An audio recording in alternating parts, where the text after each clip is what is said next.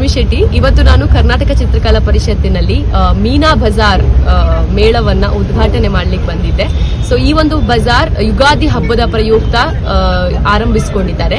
5ನೇ ತಾರೀಕು ಏಪ್ರಿಲ್ ಇಂದ ಸತತವಾಗಿ 10 ದಿವಸಗಳ ಕಾಲ ಅಂದ್ರೆ 14 ಏಪ್ರಿಲ್ ತನಕ ಈ ಒಂದು ಮೇಳ ಕಂಟಿನ್ಯೂ ಆಗುತ್ತೆ.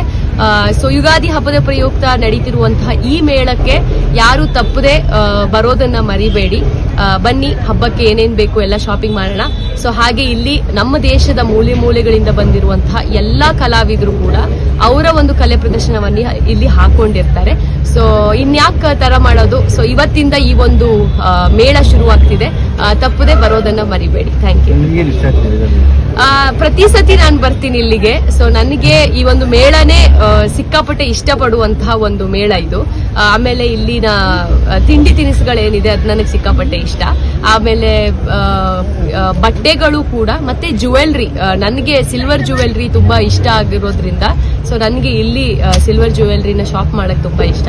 ಸೊ ನಿಮ್ಗೆಲ್ರಿಗೂ ಕೂಡ ಇಷ್ಟ ಆಗುತ್ತೆ.